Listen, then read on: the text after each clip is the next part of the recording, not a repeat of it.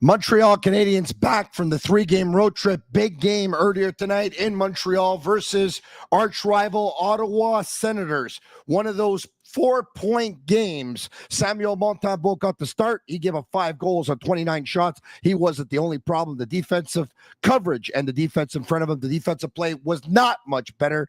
The Canadiens lay an egg versus the Ottawa Senators, and they lose by a score of 5-2. We're going to break this one down. There's so much to talk about. The Canadiens hit back sometimes, not all the times. They were the aggressor. Sometimes, not all the time. We expected the Canadiens to play with a lot more passion tonight and want it more, but the team that wanted it more is the team that won, the Ottawa Senators. The Canadiens have problems. Some pretty big problems. It's time to figure it out and talk about some solutions. I'll do it with Pierre McGuire, Maxim Lapierre, and Brian Wilde live from the Bell Center. Sick podcast. Habs postgame. It's coming up. I'm Marinaro.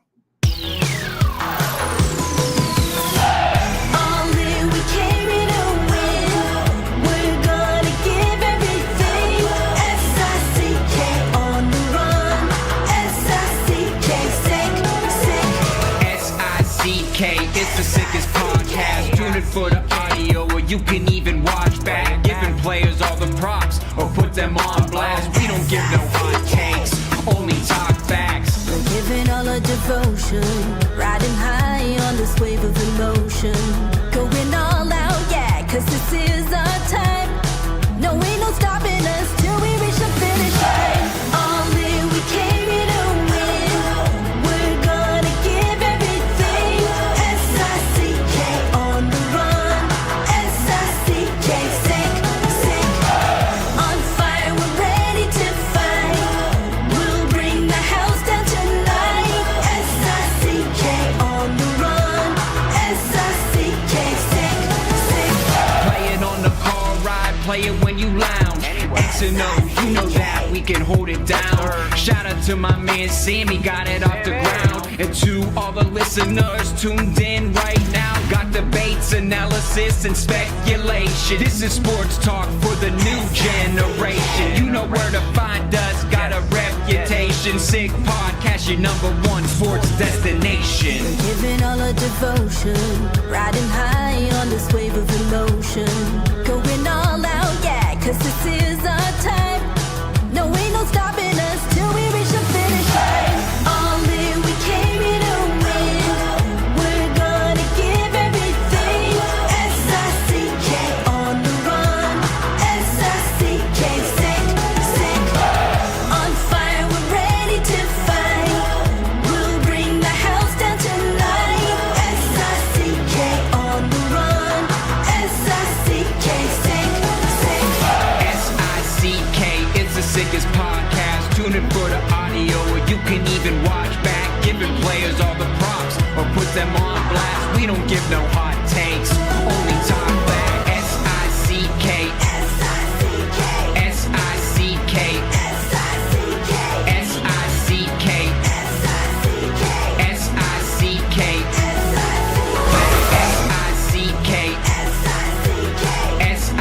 S-I-C-K, S-I-C-K, S-I-C-K. All in, we came here to win. We're gonna give everything. S-I-C-K on the run. S-I-C-K, sick. Turn up your volume. Because you're about to listen to The Sick Podcast. With Tony Marinaro, 55 seconds left in the penalty, a minute and 27 seconds left in regulation time. Boston 4, Montreal 3. Lafleur coming out rather gingerly on the right side.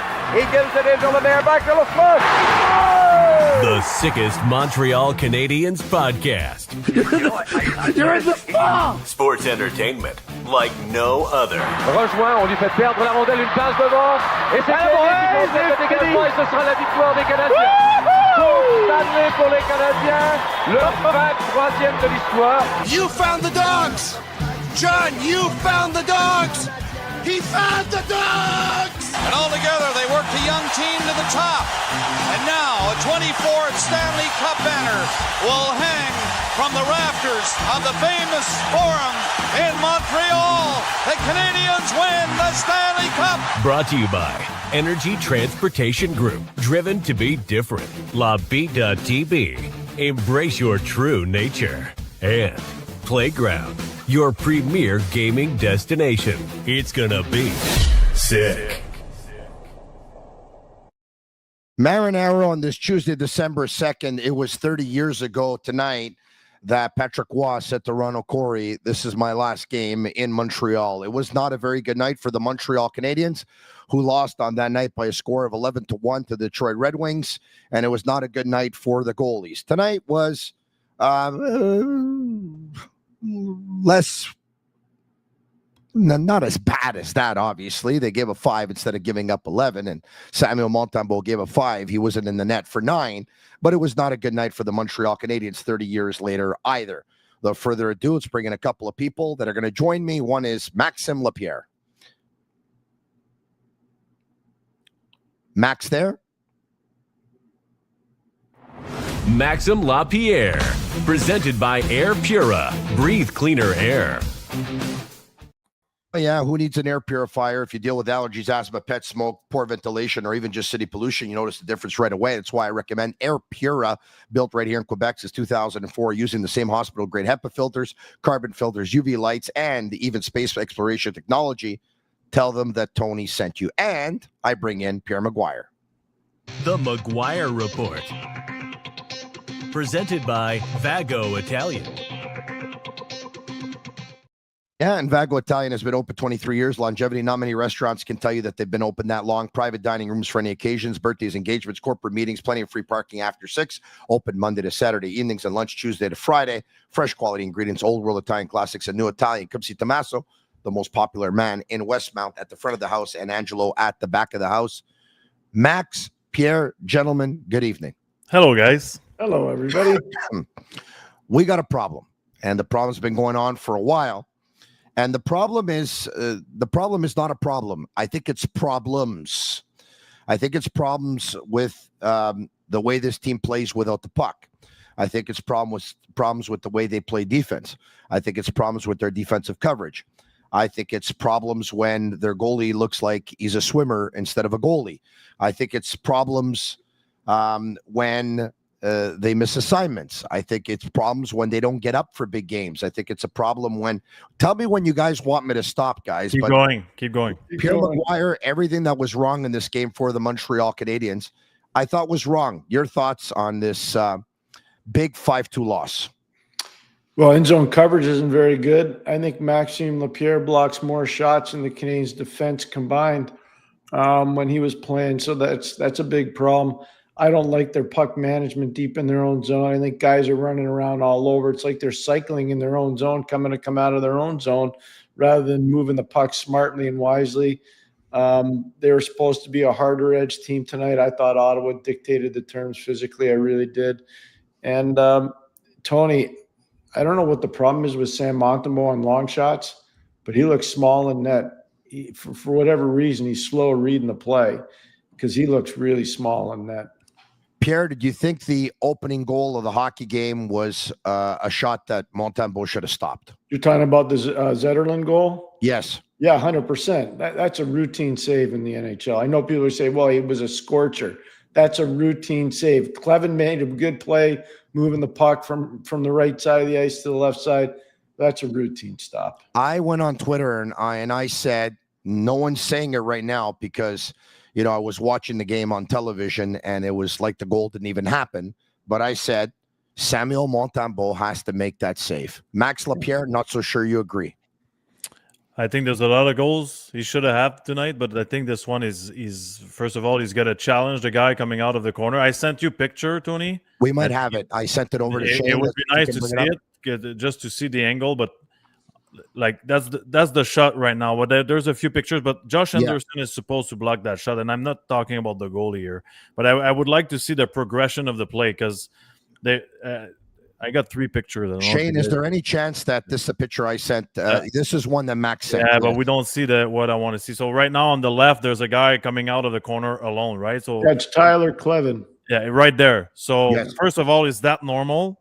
We'll talk about the system later, but No, I but think, you know what happened. You know what happened there, Matheson. yeah, he lost his stick in the Matheson corner. lost But his that, stick, yeah. again, Pierre, like me, like it's because it's man on man. You're not allowed to make a we're on mistake the or lose same your page. stick. Yep. But Montembeault there has to respect the guy coming in and walking and taking a shot. So he's challenging that shot, or he's getting ready to get a shot from there. Then he's got to move on the pass across right there with three guys. Like the next movement is with three guys right in front of him. I know he's supposed to be there, but I don't see it as a routine save. Like I see it as a eye slot one-timer with three guys screening and a guy not blocking a shot with Dobson just lifting the stick instead of boxing out his guy, Is he supposed to save it? Yes, but I don't think it's that easy of a save. Max, I'm far from being a goalie expert, so let me put that on the table right away. But I'm taking a look at Montembeault, and when he's going left to right, I'm not seeing a goalie that he's not confident. Is just pushing off the post and just sliding across. I'm seeing a goalie that's going step by step by step, and by the time he actually gets to where he's got to go, the puck is already in and out. Was it a good shot? Yes. Was the end zone coverage great? No. Should Josh Anderson have got in the shooting lane? Yes. Was there a partial screen before the shot? Yes. Dobson and his guy. But I think Montembeault's got to make that lateral movement better. I think he's got to get there quicker. And by the time the shot takes place, he's looking through the screen. The screen has already passed him by. I thought he should have stopped it. Like I thought on Anderson's goal, his skate has to be inside the net, covering the post. It's outside of the net. Like on the Zub goal, is it Montembeault's fault?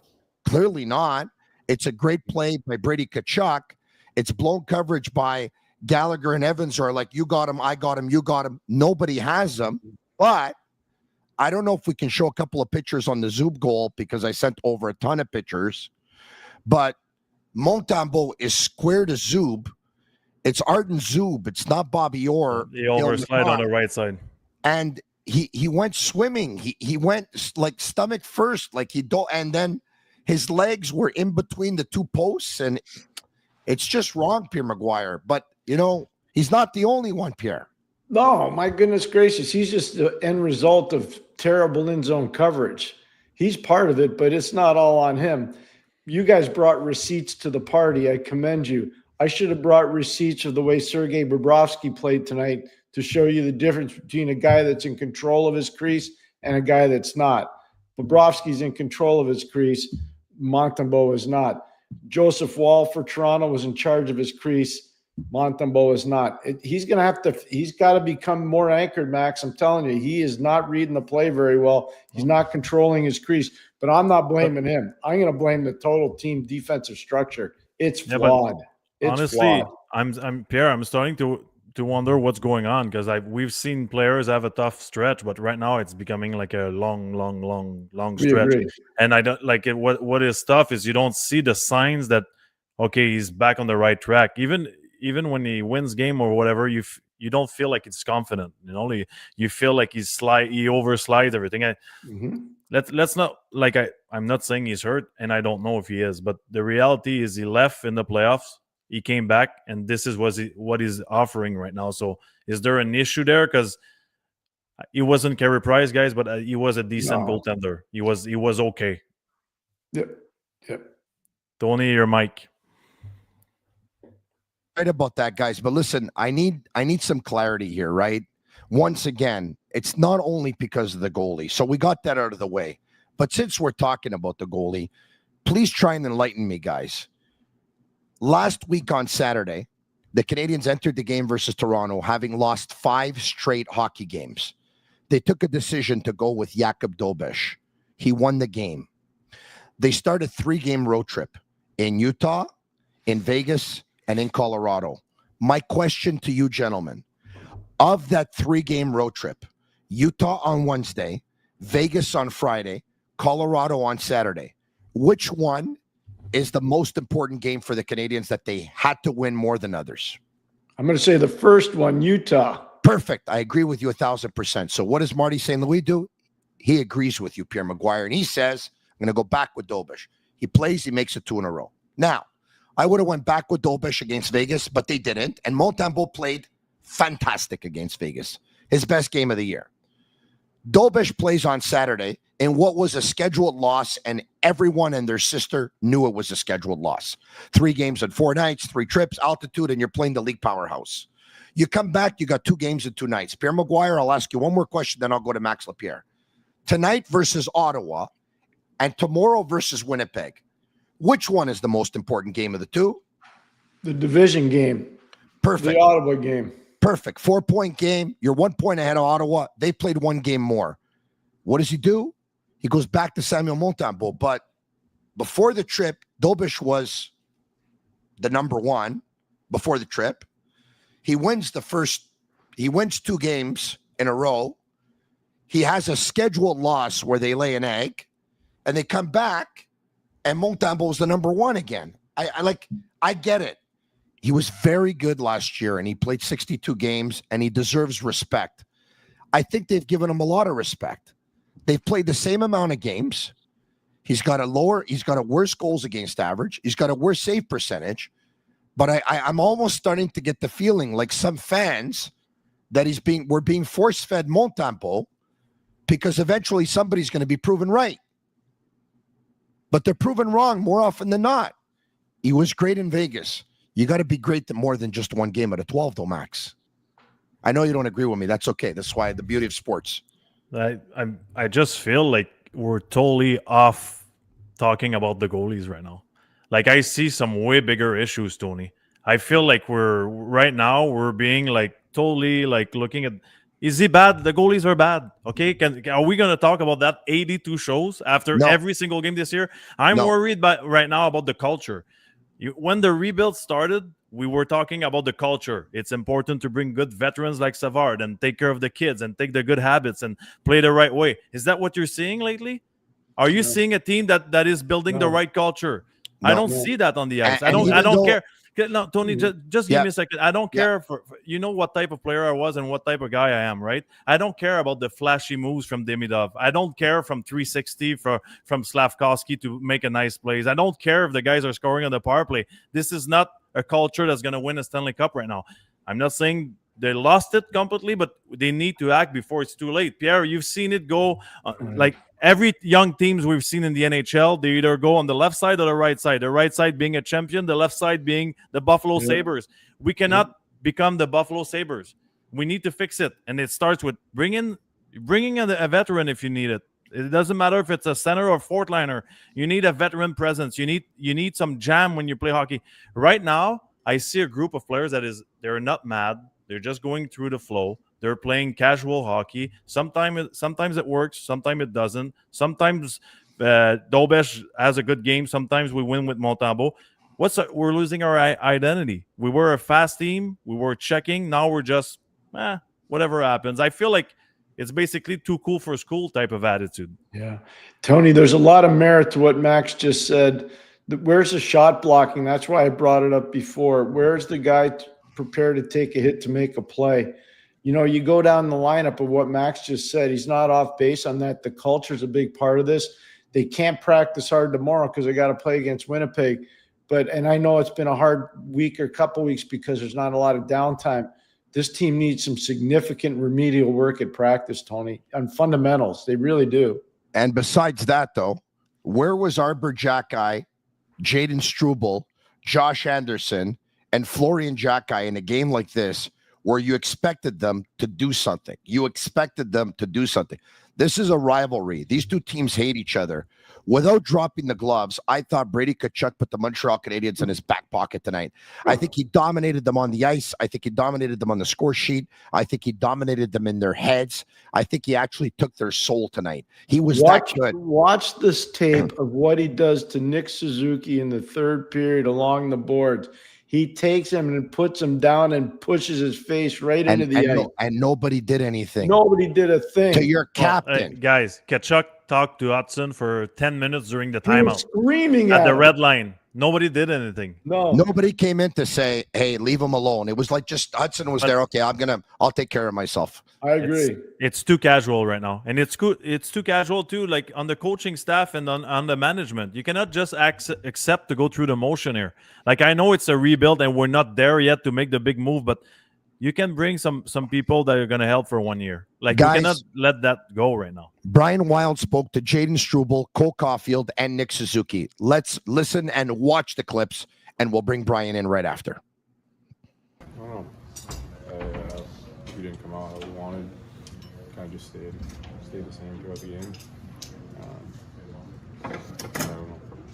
It's frustrating. Yeah, for sure. I mean, especially those guys, like, you want to bring your best game every time you play, and we didn't tonight. Jaden Struble on why the Canadiens we came out so flat. We didn't come out the way we wanted, and it just carried over the rest of the game. Cole Caulfield on what happened.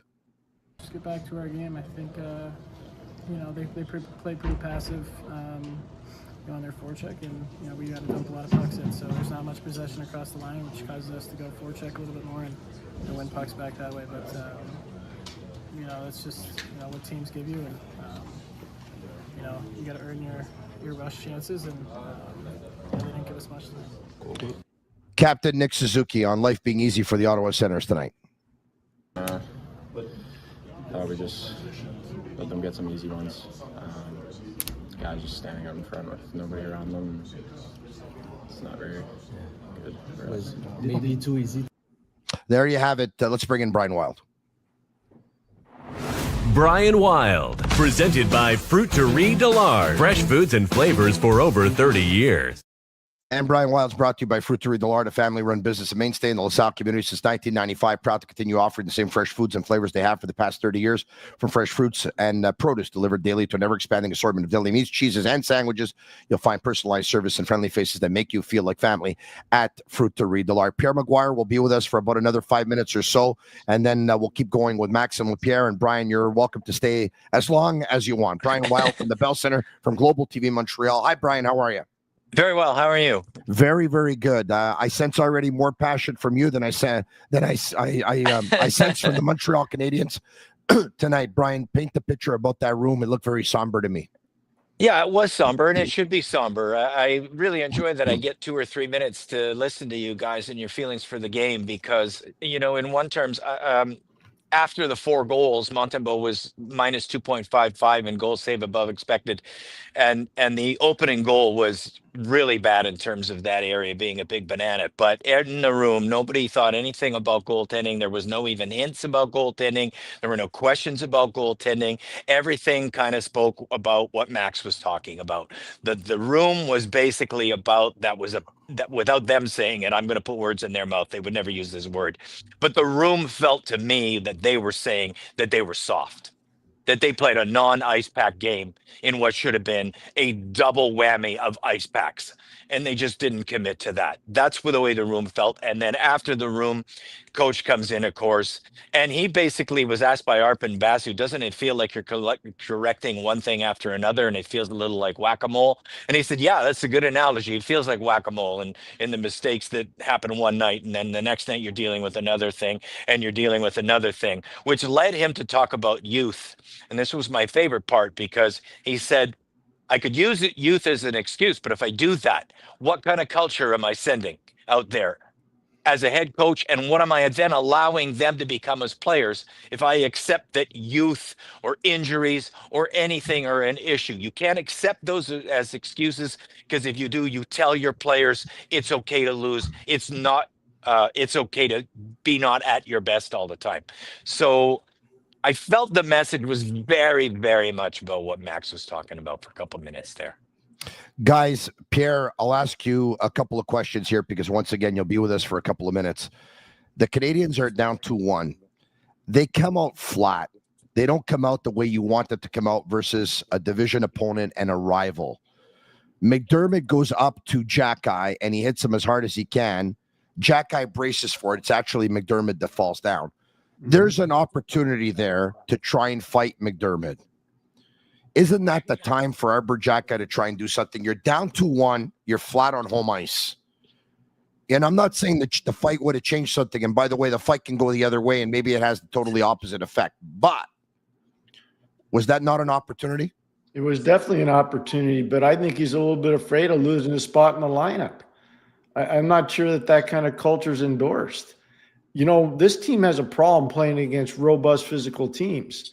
And Washington's a good example of that. I think you're going to get a good example of that on tomorrow night with a desperate Winnipeg team, and you're going to get a full throttle from Toronto because I watched them play in Florida tonight, and I can tell you right now they brought the physical heat.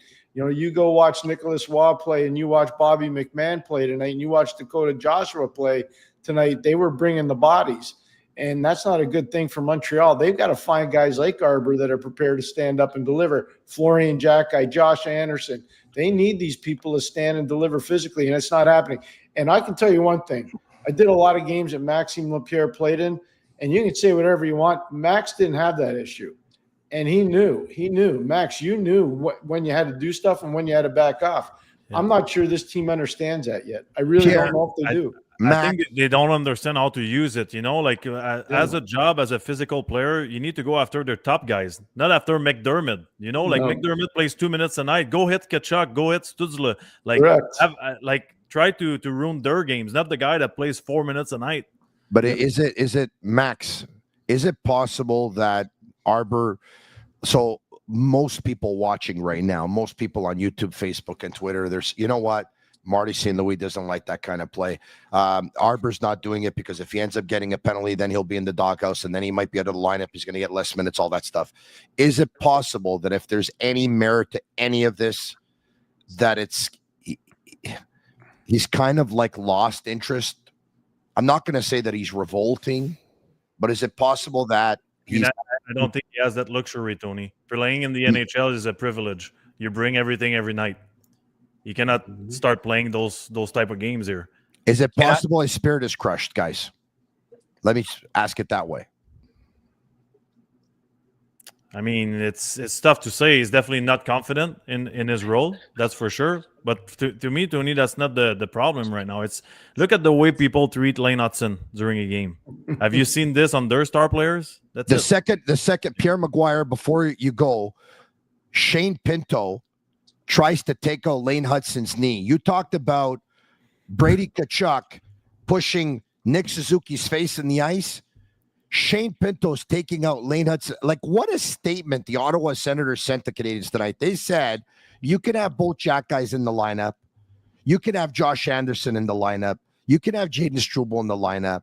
We didn't forget what happened in Quebec City in the preseason game. And you know what? We're going to show you, not only are we not scared of you, we're going to lay the smackdown on you. And they did it with Brady Tkachuk not fighting or not being able to fight because he's coming back from a hand injury. No, he got his first goal of the season too, and then he did a little jig, and he was all excited, and all the players were excited too. That's not a good sign. Just telling you right now, it wasn't a good sign. But Brady knows how to lead, and I'm not going to go over spilt milk. But man, oh man, I wasn't wrong. I don't know what the heck the scouting staff was smoking when they took Jesperi Kotkaniemi instead of Brady Tkachuk. I have no idea, and I will never forgive them on that, ever. Ever. And to your credit, Pierre, it's well documented that you were on Montreal radio and on several outlets saying that the guy to take in the draft was Brady Tkachuk back in that draft. Pierre, before we let you go, it's the last question. You making any lineup changes tomorrow night versus the Winnipeg Jets? You have to. You have no choice. I just don't know what direction you can go in right now. I might change the lines up a little bit. I might change the D pairs up. I don't know if they want to have a recall from Laval. I think Laval won tonight 4-1, if I remember correctly. So I don't know where they can go in terms of extra bodies, but you can't play like you played tonight. Because I'll tell you one thing. If you watched Buffalo play against Winnipeg yesterday or 2 days ago, I'm just telling you right now, Winnipeg's coming here to play. They're not coming in to mail the points in. They already did that in Buffalo. They're not mailing the points in tomorrow night. And Pierre McGuire, you're right. On goals by Delgaizo, Belzil, Simoneau, and Samuel Blais, the Laval Rocket defeat the Providence Bruins earlier this evening at Place Bell in Laval. Pierre, thank you. We'll talk to you tomorrow. Can't wait. Take care, gentlemen. Thank you. Thank you very much. Yep, there you have it. Pierre McGuire. Max Lapierre, Brian Wilde, Marty St. Louis. Brian, what can you tell us about Marty in the press conference tonight? Yeah, I just wanted to actually follow that up. That's a perfect segue to me, because when I was listening to Pierre talk about at the end there, one of the things that struck me as very interesting about Martin St. Louis tonight, I think it was the very first question, in fact, that he was asked. was somebody saying, hey, about the systems you're using, as if the system was a problem. And he took real exception to that. I mean, it's not often that Martin St. Louis gets short with anybody at all, ever. You know, he's extremely patient no matter what the question. And he went, I'm going to try to do this as well as he did. No. Come on. It's not about systems. They know the system. System is fine. These guys got the system. It's not a system. It's attitude. It's attitude. We didn't have the attitude that wins hockey games tonight. So they're aware. You know, the coaching staff's aware, but it's listening to you. I agree with you guys. That awareness is not translating. You know what I mean? Like, Yeah. I think they're sometimes they're happy. They're like, wow, we don't suck anymore.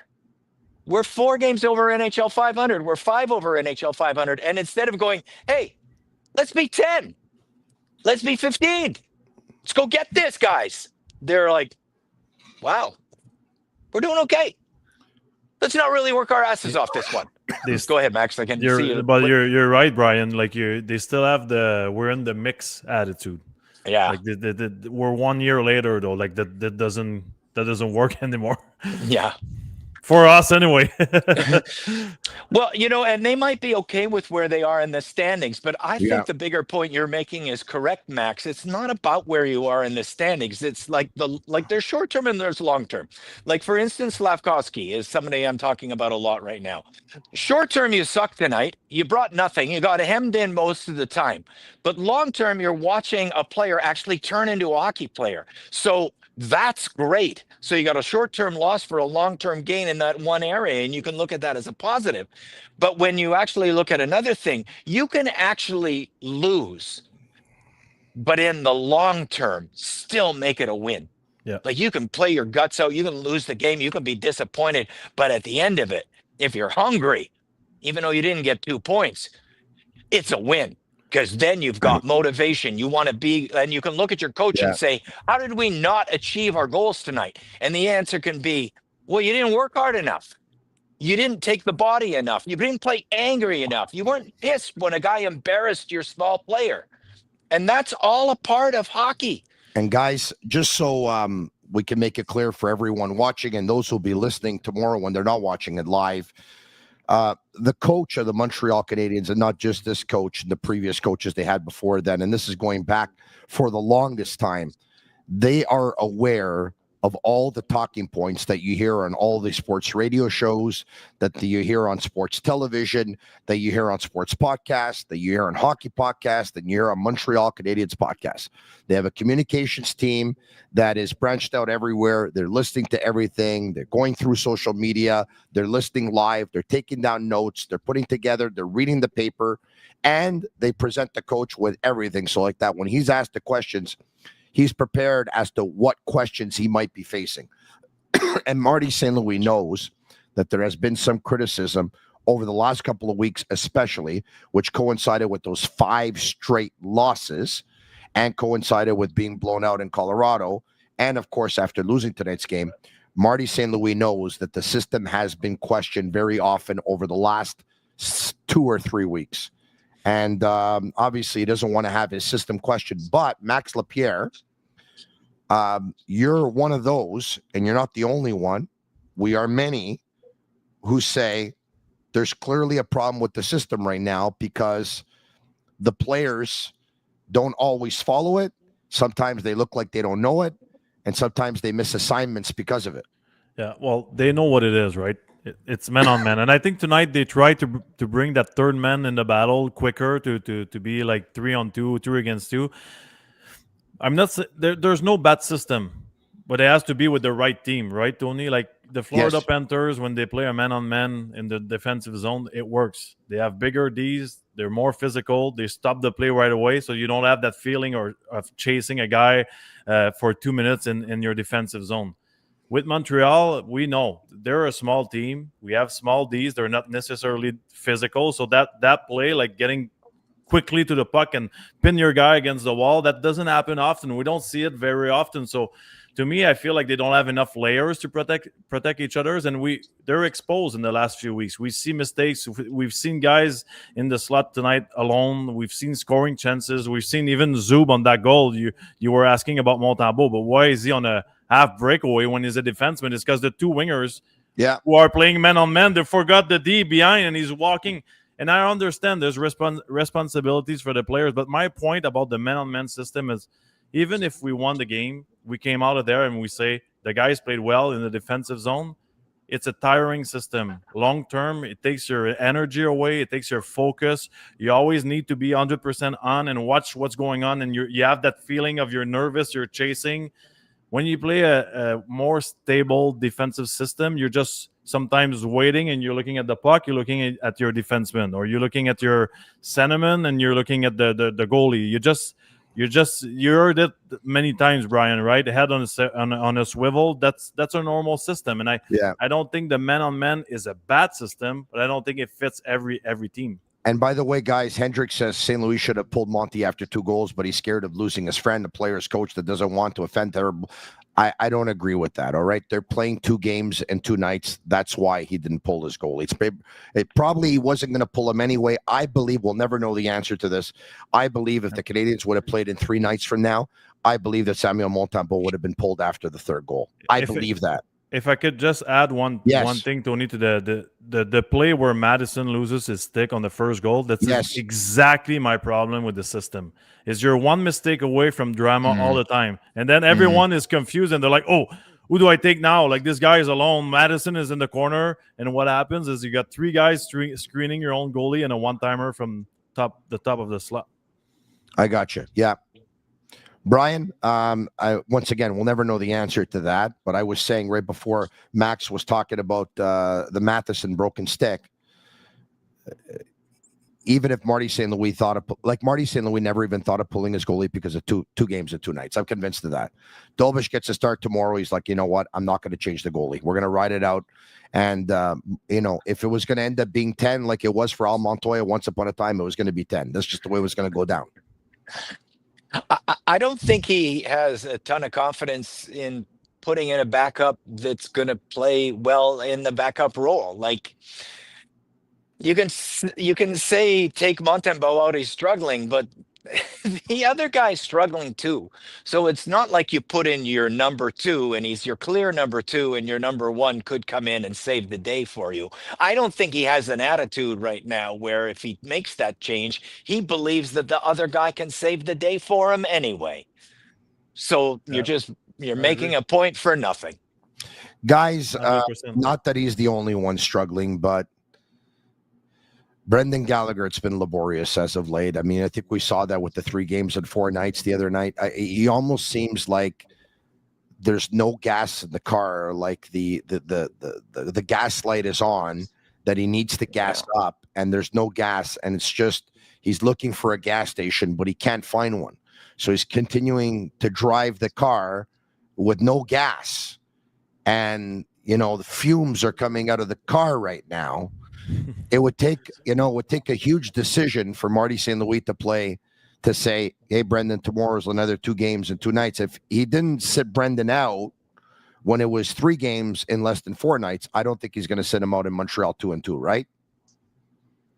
Max, you want to take that one?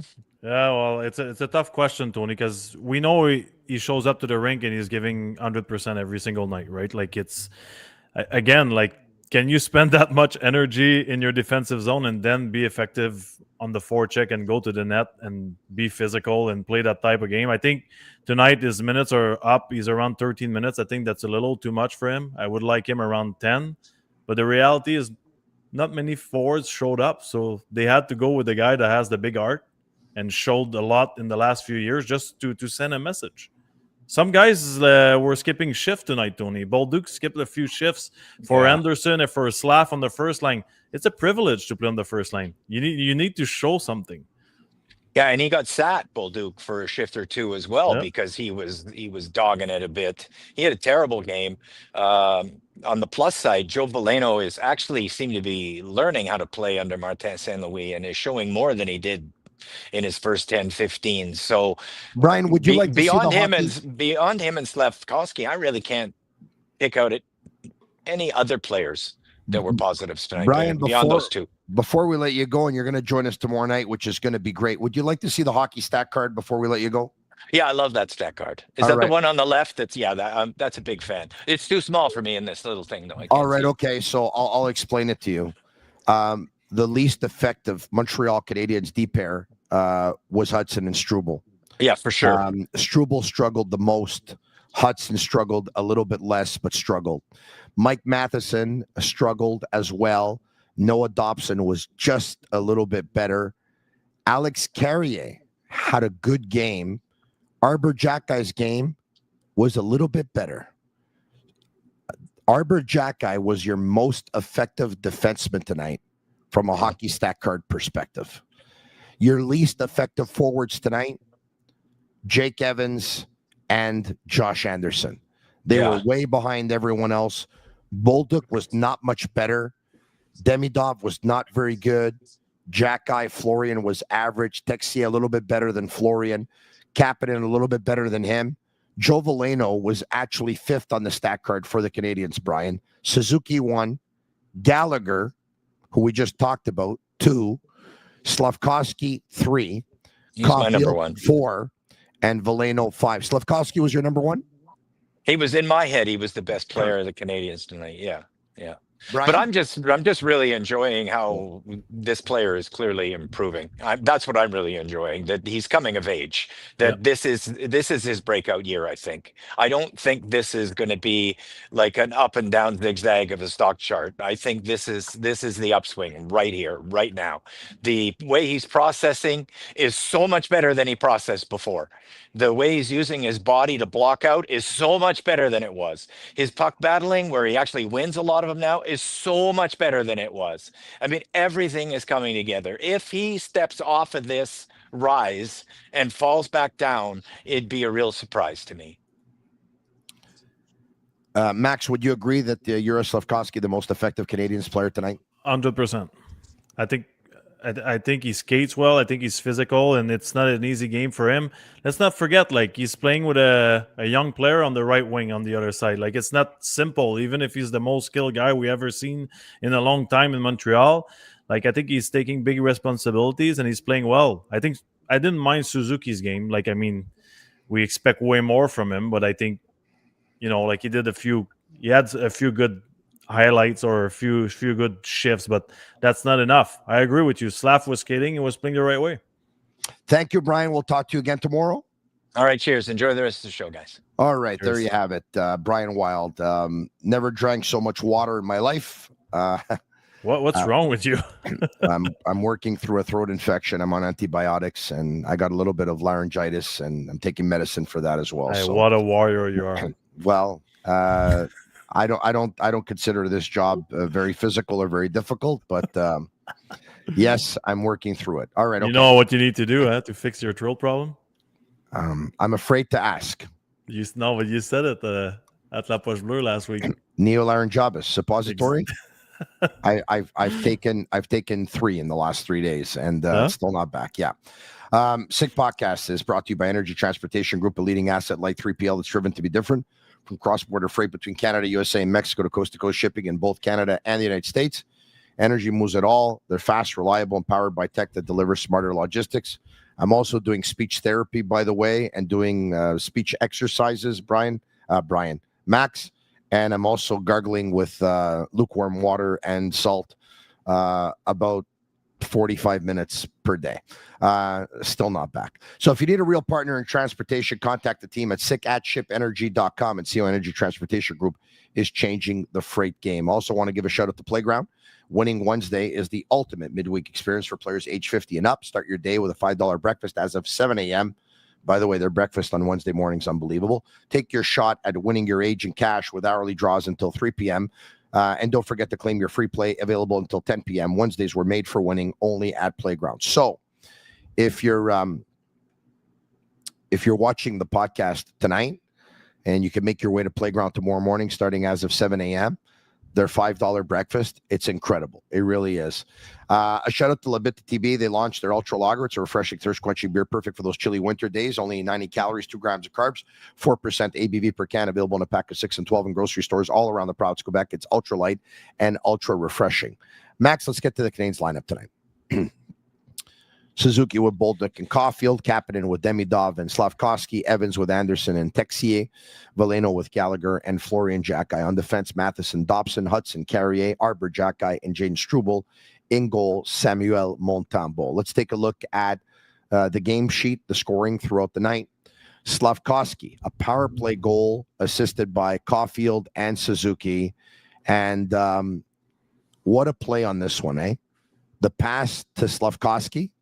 Yeah. Fantastic pass by Cole Caulfield. Yeah, 100%.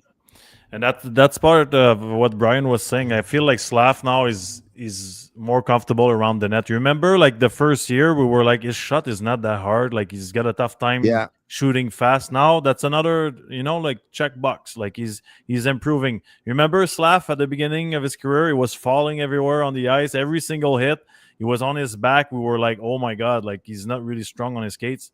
Check box. He's okay now. He's solid. So he's improving. There is some positive. The core group is improving. I think it's the supporting cast right now that is struggling. Am I right? I think Jake Evans is minus 15 this year. I think he is close to that if he's not minus 15. But yes, he's got the worst plus minus on the team. That's not normal. I'm going to go to the stats in just a second here, and I'll try and bring it up.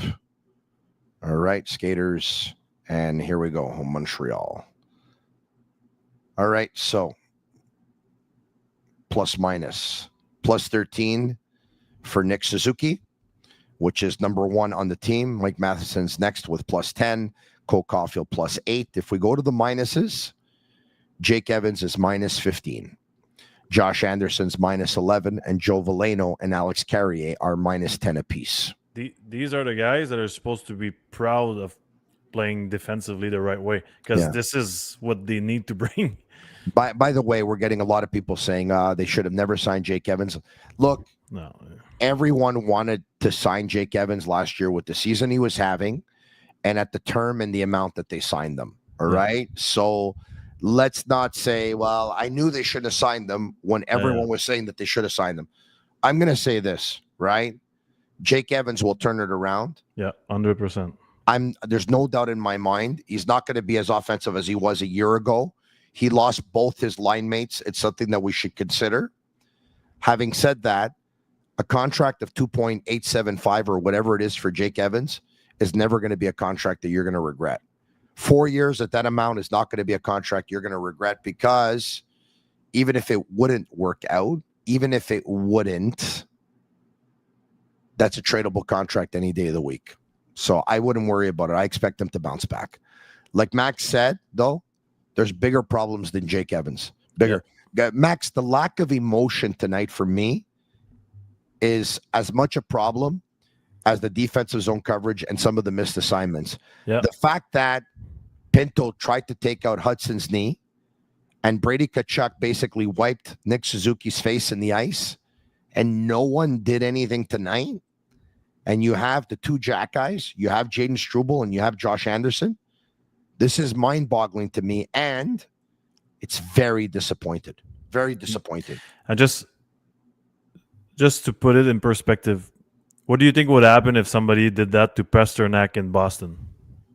In Boston. Wolfpack mentality. Wow. And if the players didn't get their hands on the player, the fans were going to jump on the ice and do it. It would have been an 8-hour game.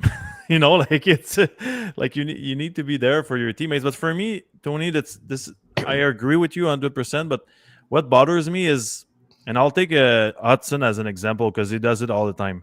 He's not always perfect, but when he makes a mistake, it's obvious. The only thing you see in the screen on your television is Lane Hudson that made a mistake, that is fighting back in his zone, like he works the hardest he ever worked in his life, and he lifts the stick and gets the puck back, and it's like, this guy doesn't want to lose, right? But who else does that? This is an attitude thing. Like, this is how much do you want to win? Everyone can do it. This is where I have an issue, because talent skill, being tough, that's not a choice. But working hard is a choice. Skating faster when you lose the puck is a choice. That means I was a player, Tony. It goes through your mind. All right, is it time to turn it on and back check the hardest I can? It's a decision. This is where I have an issue. This is where I was talking about the culture. We cannot lose it. And I'm not saying it's lost yet, but we cannot let it slip because we're 2 months away from becoming the Buffalo Sabres, and we can't do it. We can't let it happen. And I don't care if we need to call back and a guy like that has Belzil type of attitude, if we need to call him back and send a message and a few more from the AHL, let's do it. Because if we're still at the end of the rebuild, let's not all you see it in English, but the bad herb grow or the la mauvaise herbe. Yes. You said, yeah. What's bad the grass. word? Bad grass. Let's not let it grow here. Yeah. Anthony Martineau asked Marty St. Louis. Weeds. What's the difference between? Thanks, Peter. Oh, weed. Bad weed. Okay. What's the difference between a man-to-man system that works and a man-to-man system that doesn't work? His answer, I'm not going to talk about the system. You can play any system, but if you're not alert, it won't work. No connection, the system. Nothing to do with the system. There you have it. That was Anthony Martineau's question from TVA Sports, and Marty St. Louis said this has nothing to do with the system. I mean, everyone has a different way of seeing the game, right? Max, if you were in that locker room and you didn't have a letter on your jersey, but it didn't matter, like the captain can't get up to talk all the time, or does he? Like a depth player who would give it his all, like a fourth line player. Let's say it was you on that team, and you're playing Lake Lane Hudson. You're start to finish. You hate to lose. You're not happy. You're really ticked off tonight after the loss. You saw a lot of things that for you were unacceptable. You get up tonight in that locker room. You start talking, and what do you say if you do? I think I would have thought in the way I was acting on the ice, you know? Like, let's say tonight, if Tkachuk went after Suzuki, guaranteed the next shift I was going after Stutzler. not fighting or anything, but I would have chirp him or talk to him or push him around or just show that you don't touch our stars, we don't touch your stars, right? It's a trade-off. Yeah. But you know what, Tony? Like, we can say whatever we want. The Florida Panthers and the Tampa Bay Lightning had the exact same issue before they start winning Stanley Cups. They had good teams. They were skilled. What were we saying every year? Sandpaper. They're missing sandpaper. It was two different situations. The Tampa Bay Lightning, they didn't have the Coleman, Gord, and Goodrow. They didn't have these type of players. They went and got them. They won. Florida Panthers, on the other side, they were trying to play a playoff game, but they didn't have the right players to do it. So they were trying to be physical, but it wasn't natural, right? Yes. So you can go and ask Caulfield, Suzuki, Damidov, say, we need to play like a playoff team. We need to be gritty. We need to go to the net. That's not who they are.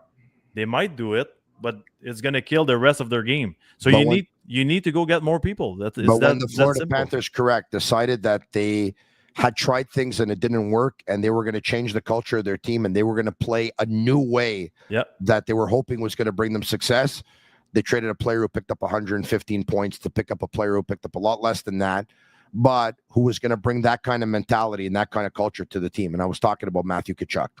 Yeah, 100%. And you need these type of guys. And if I know in their head, they're probably saying we're not going to make a big trade right now because this is not where we're at right now. But at one point, there's something more important is the culture of the team.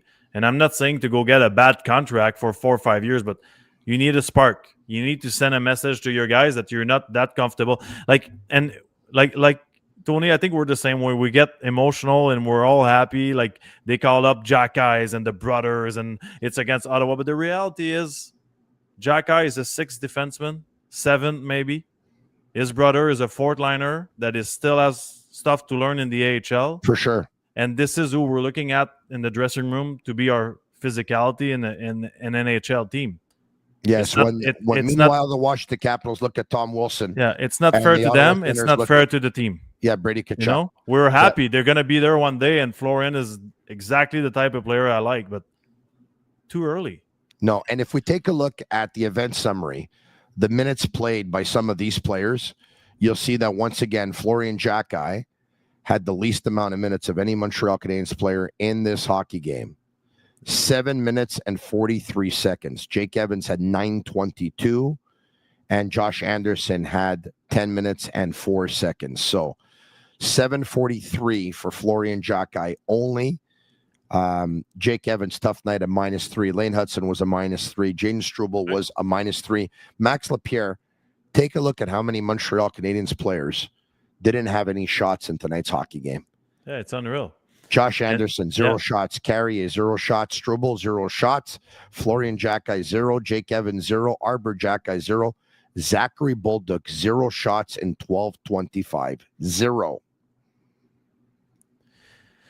You know, like Josh Anderson, Tony, we want to see him fight and all that, and I think he does it. He gave a pretty big hit on Craig. Like he tried to spark a little something at some point during the game, but I'll ask you a question. When did you see him in front of the net the last time? I haven't. Try to think of a play that you're like, Josh Anderson is doing some Brendan Gallagher stuff. He's right in front of the goalie, and everybody's trying to move him because he's a big body. You ever seen it? Like, no. Well, that's his role. You know, like that's his role. This is what he's supposed to do. Like, it's not all about fighting here. We didn't lose the game because we're not fighting. I understand like the Wolfpack mentality, but at one point it's about playing hockey. Just play hockey, heavy hockey. Josh Anderson last year on that line with Christian Dvorak and Brendan Gallagher, he had an identity like we haven't seen in a long time. He went into Washington, was ticked off with Tom Wilson, dropped the gloves, and dropped Tom Wilson. He went after him in the playoffs. I don't know what happened. He's not the same Josh Anderson. I don't want to say he's more mellow, but he's not as angry. He's not as physical. Who's angry in the lineup? Right now, nobody. That's what I mean. It's very mind-boggling, Max, though. But if this was another team and another coach, I think we'd be a lot more alarmed. And we'd say, has he lost some players along the way? And we're not doing that here. No. Because Marty is St. Louis and they love him. But it is concerning, Max. How could everyone go non-physical all at the same time?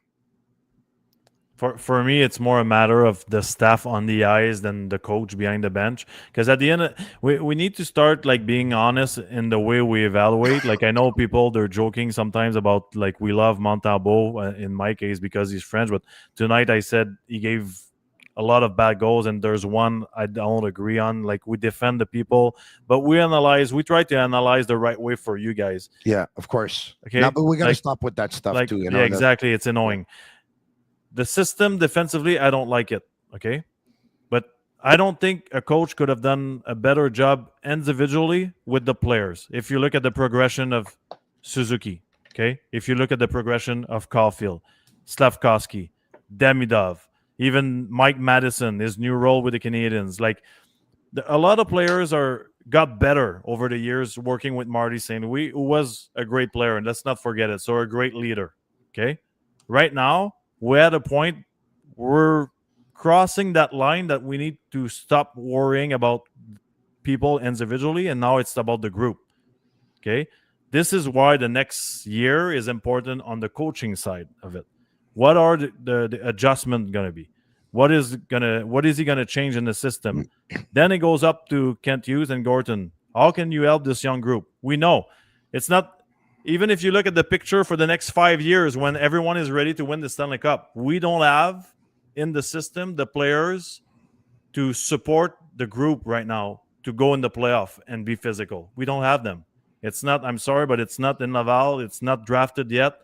There might be some players that are heavy and they could play this type of game, but I'm talking about guys that have an impact that plays 20 minutes a night, that will score 20, 25 goals and that will fight once in a while. We don't have that. Not on D, not on forward. No.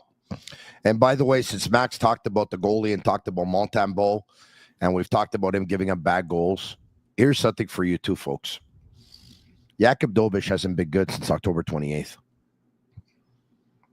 When the Canadiens were up 3-0 in Seattle, and he even gave up 3 goals in the third period, from that third period on to present day, so from October 28th, the start of the third period, until a couple of days ago versus Colorado, Dobeš has not been good for 80% of that time, maybe 75, whatever it is. So Dobeš went from having unbelievable numbers to his numbers just a little bit better than Montembeault.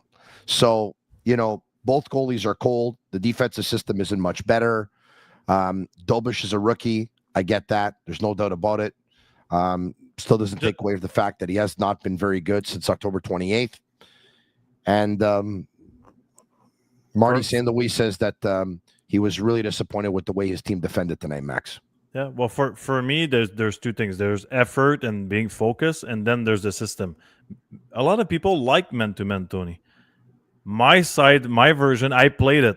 The first time I played in a system that was man-to-man, and I was a good skater, I was panicking, Tony. Like, it's okay when you have to follow Florian, Jacky, or Jake Evans.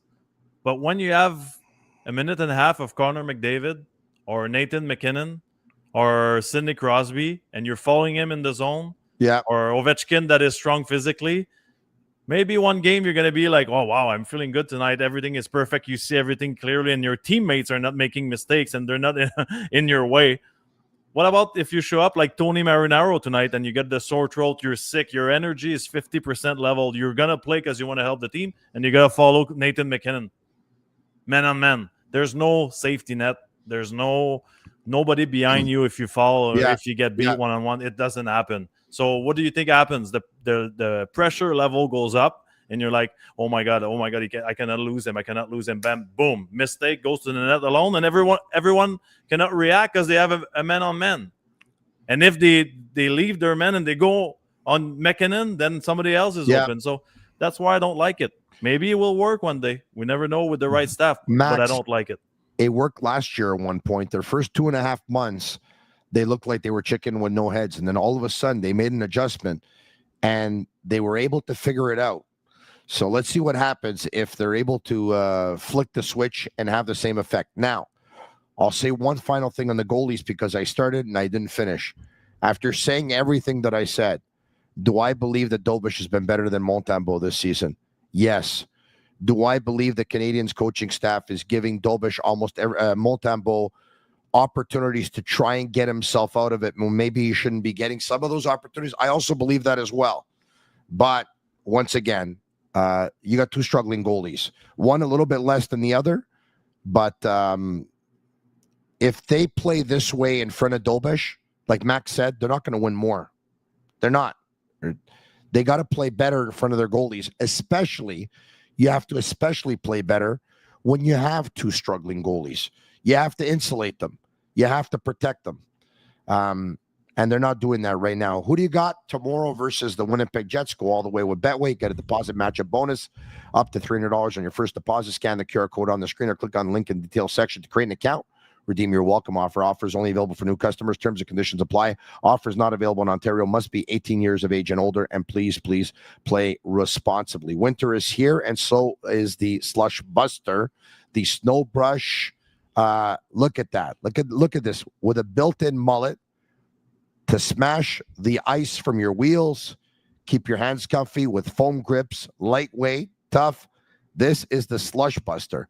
Slushbuster.ca. I'm still waiting for it. Innovative snow brush designed to tackle winter's mess with ease.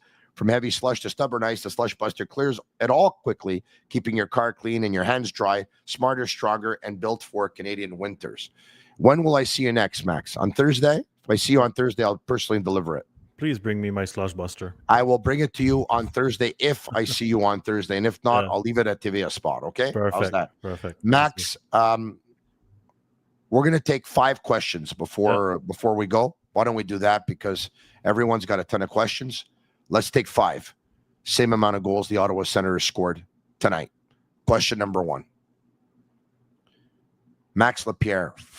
Do some Francophone players freeze up under the spotlight when they play at home? How else can you explain Bulldog playing like Guy Lafleur on the road and Guy Lapatate at home? That's funny, by the way. That's funny. I think it goes with the matchups, right? Like, I feel like it on the road, you probably have a different matchup most of the time. I don't know. I always felt personally that there's more distractions at home. Like, there's the family, there's people asking for tickets, the stress of playing in front of the fans. But I would think you play more loose on the road. I think you're more loose. I actually love playing in front of our fans. Like, when you hit and you do the right things, you feel like they're behind you. So yeah, maybe just use their energy. Next. Is St. Louis only here to develop the young guys and later he'll be replaced? I don't think that's the plan. I think the plan is for him to, as a young coach, to grow with a young team, and they all grow together and they all get better together and they all go through experiences together and they all take an extra step every year until they're able to take the big step and try and take it all together and win together. That's what I think. We can say whatever we want, okay? And I know we're in Montreal and we always use our emotions sometimes on game night, and the next morning we take a step back. But if you look at it, okay, the Canadian has 1 less game played than Detroit and 2 less than Ottawa, okay? If Montreal wins tomorrow, they're second in the division, okay?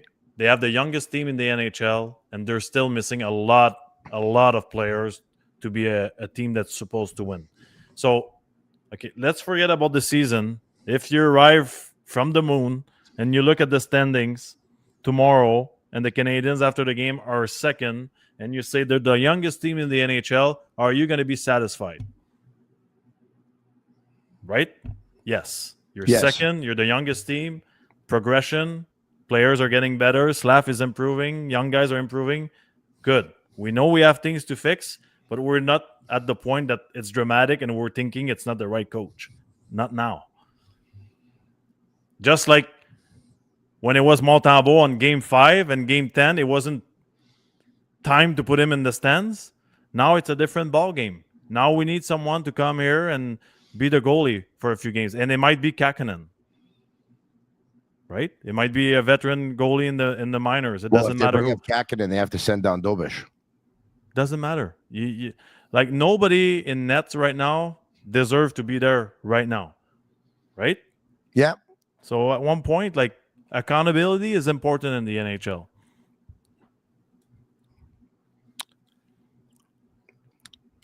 Jacob Fowler, you didn't mention him. No, because that's another thing. Do we want Fowler? Yes.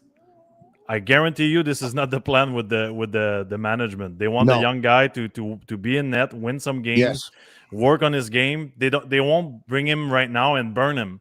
I know people don't believe in that, but it's not the right time to bring Fowler. And think about the future. And I agree with you. And like you said, it's not their plan, and this is not a management team that sways from their plan. No. It's not happening.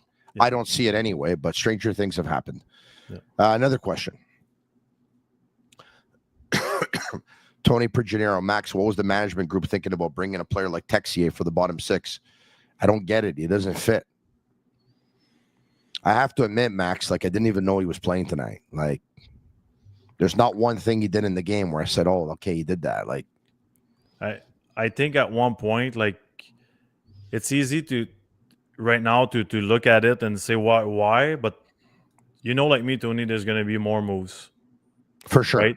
Like, is he going to be a guy that you put in a package to trade? Are you going to put someone from the fourth line and you're going to need depth players? I think he was a Band-Aid. They had a cut on their finger and they put a Band-Aid to try and stop the 100%. Bleeding. And I think they, if you look at the player profile, you're like, he could be a C version of Newhook, and this is not what he is right now. No, it's not what he is right now. Right now, he's just there. He's a cake with no gluten. There's just no flavor. It tastes like a cardboard. I don't know. I'm sure you never had a cake with no gluten. So now, I think you're lying. Yeah, I hear you. And I probably am. Yes. Same here. Why don't we take one more? Doc, Newhook, Liney added to this lineup. How much better are they?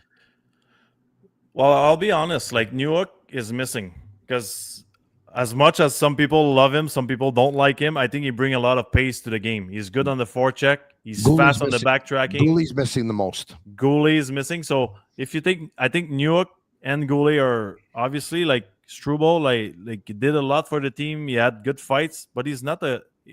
Listen, guys, we just saw it, right? We saw McGuire play with Taze. Hudson doesn't play with a Taze type of player. Like he plays with a 6D or a 7D again. This is huge, guys. They're on the ice. Like Struble played 17-40 tonight. That's a lot of minutes. Yeah. Like for a guy that's supposed to be the 6 or 7D. And I think we're missing Newhook and Goalie, obviously. You know, the Canadiens have lost games this year 5-1 and 7-2 and 8-4 and 7-0. But I almost feel like tonight's loss was the most disappointing loss of the season. You're at home in front of your fans. You're playing versus an Eastern Conference opponent. You're playing versus an Atlantic Division opponent. You're playing versus a team, Ottawa, that's a couple of hours away. You're playing versus probably your biggest rival in the National Hockey League right now. There's so much dislike for one another going back about 12 years, and especially going back to that preseason game. Cousins basically tried to break Demidov's wrist. A lot of low blows, a lot of punches, a lot of slashing, a lot of dirty plays. It's a 4-point game. And you had as many passengers as you had tonight. I think this is the most disappointing loss of the season thus far. I really do. Sit them. Sit the guys that didn't show up tonight. There's one, like at one point, did Josh Anderson, he got healthy scratch last year, right? Did Josh Anderson get a healthy scratch last year? I'm pretty sure he got a healthy scratch at one game last year. Probably, yeah. Anyway, my point is right now. You need to send a message. The guys that didn't show up tonight, you pick a few and they can go sit in the stair. Could be because he played 81 games last year, so he did miss one. I don't know what he missed it for. Anyway, my point is you cannot just accept to keep going forward and not ask yourself questions. You know, I feel like we just accept the situation right now. We cannot be scared to change little things, even if we're not done with the rebuild. That's my opinion. Max, I appreciate it. You're welcome to join tomorrow night, by the way, if you're not doing anything. Tony, I know you love podcasting, but you love it way more than I do. I'll come I'll come. You know what? I'll be on the show if it's a good win. If it's disappointing like tonight, like I just feel like going to sleep and swear. Yeah. No, they'll win tomorrow, Max. It's Stobish tomorrow. They'll win. Oh my God. I just want to add something though, and that it has nothing to do. It's gonna be a tough game tomorrow. Gonna be a tough game. No, but it's just a fun fact. It has nothing to do with Montembeault or Dobesh. Okay, thank God. So people don't think we love our goalies so much. It's about the NHL. Yeah, we had on our podcast we have Dr. Stats that always bring up those fun stats, and that there's a trend in the NHL that soon the goalies are going to be under 900 or close to 900. We're not in the era anymore of a good goalie is 92 or 92% or 93. You know, like we're going down every year for the last a lot of years, like 15, 20 years. The guys are better, they're faster, the shots are better. There's no box out in front of the net. There's no hooking. So just so people understand, the stats is going down. So you might see some top goalies in the NHL at the end of the year, like they're more around 900 than the old was it 93 or something? Yeah, we were looking for. So that's the new stats. Andre Tourigny told me in not as many words, or he told me last week that the stats of goalies in the past, some arenas used to inflate shot numbers, right? Yeah. So stats could have been inflated.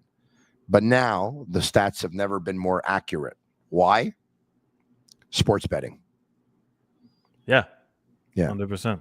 100%. But my point is, our goalies, they need to be better. Monty needs to be better. I hope he finds this game because now it's getting long a little bit. But the standards for a goalie is, we used to say like those shots from the top circle or wrist shot on the off wing is not a good goal, but it's a little different now. Look at the shots, Tony. Like it's they're firing the pucks. Just look at Suzuki's goal tonight. There's no angle.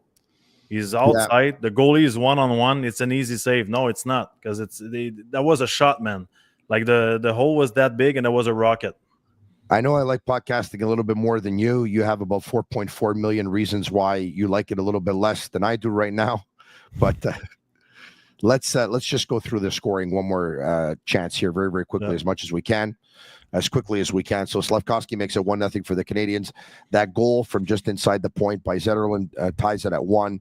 Zub on a beautiful backhand pass from Brady Tkachuk. I didn't even know that he had this in his arsenal, but he finds him in the slot. Evans and Gallagher are looking. He's your guy, my guy, your guy. Boom! All of a sudden, he's in alone on Montembeault. He gives him the dipsy doodle. It's 2-1 for the Ottawa Senators at the end of 1. On to period number 2. Jake Sanderson. Once again, he comes in from the left side. He goes around Noah Dobson like he's not even there, and he's able to take it to the backhand and score on Samuel Montembeault. Drake Batherson's able to pick up a rebound and tuck it home into the net. Nick Suzuki is able to put one away on the power play on a pass by Lane Hudson. And in period number 3, the only goal was Brady Tkachuk, who gets a pass in the slot, and he makes no mistake, and he actually goes upstairs, up and over Montembeault. Ottawa outshoots the Canadiens in all 3 periods, 10-6, 11-10, 8-5, 29-21 overall, and they beat the Canadiens by a score of 5-2. Max Lapierre, thank you so much. Have a great night, my friend. I appreciate you being here. Cheers. Have a good one, my friend. Bye-bye. Le voilà, Maxim Lapierre de la Poche Bleue. Special thanks to all of our sponsors. Fruiterie de Lard, Vago Italian, Air Pura, The Slush Buster, Betway, La Bittt Tibi, Playground, and Energy Transportation Group, and Shane Gaumont at Master Control. Special thanks to all of you for watching on YouTube, Facebook, and on Twitter, and for all of you who will be listening tomorrow on all other different social media platforms. I'll be back tomorrow night, same time, same place. Pierre McGuire and Brian Wilde will join me again on the Habs post-game show right here on the Sick Podcast. And tomorrow morning, I'll be back in French. And hopefully my voice is a little bit better tomorrow than it was tonight. But somehow I just doubt that it will be. Anyway, we'll take some tea, honey, and lemon, and we'll cross our fingers. Either way, I'll be back tomorrow morning, and I'll be back tomorrow night at 10 p.m. Ciao for now. And that's a wrap. Hope you don't miss us too much until next time. Follow the Sick Podcast with Tony Marinaro on YouTube, Instagram, Facebook, Google Play, and Apple Podcasts. The Sick Podcast is brought to you by Energy Transportation Group, driven to be different. La Vida TB. Embrace your true nature. And Playground, your premier gaming destination.